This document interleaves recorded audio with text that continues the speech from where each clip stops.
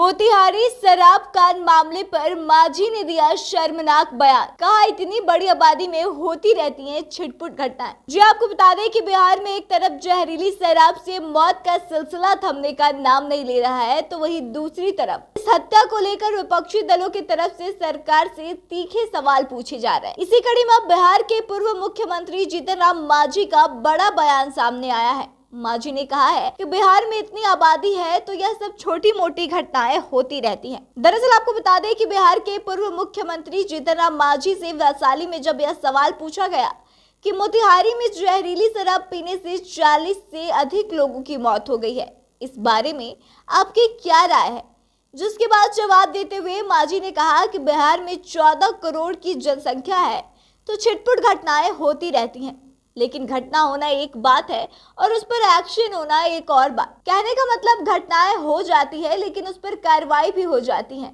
यहाँ का law and order उतना भी खराब नहीं है जितना अन्य जगहों का है। बिहार में अगर लॉ एंड ऑर्डर खराब है भी तो यहाँ एक्शन होते रहता है, जबकि बगल के यूपी में क्या हाल है वह आप लोगों से छुपा नहीं है। इसके अलावा मांझी ने एक बार फिर से यह कहा कि शराबबंदी पर समीक्षा को लेकर एक बार सर्वदलीय बैठक बुलाना बेहद ही जरूरी है। इस कानून पर एक बार अच्छी तरह से समीक्षा की जानी चाहिए। हालांकि नीतीश जी ने मुआवजा को लेकर जो फैसला लिया है वह एकदम सही है। शराब नीतियों को लेकर इस तरह के संशोधन बेहद ही जरूरी है। जीतन राम मांझी ने आगे कहा कि मुआवजा देने की बात बहुत पहले से हम कहते आ रहे हैं। शराब पीने के बाद लोग अगर मरते हैं, वह भी खासकर विषैली शराब से, तो उनको जरूर मुआवजा मिलना चाहिए।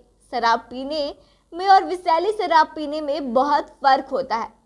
विषैली शराब पीकर जो लोग मरे हैं उनको मुआवजा मिलना ही चाहिए। वहीं आपको बता दें कि जब नई शिक्षक बहाली नीति पर उनसे सवाल पूछा गया तो जवाब में जीतन राम मांझी ने कहा कि जितने भी टीचर बहाल होते हैं वह किसी भी प्रकार का सर्टिफिकेट ले लेते हैं और ज्वाइन करते हैं तो पढ़ाई का स्तर कमजोर होता है। इससे पहले लालू प्रसाद के समय में कमीशन में जो बहाल करवाए थे उसमें सभी टीचर अच्छे थे। उसी तर्ज पर अगर टीचर की बहाली होगी तो अच्छे टीचर होंगे।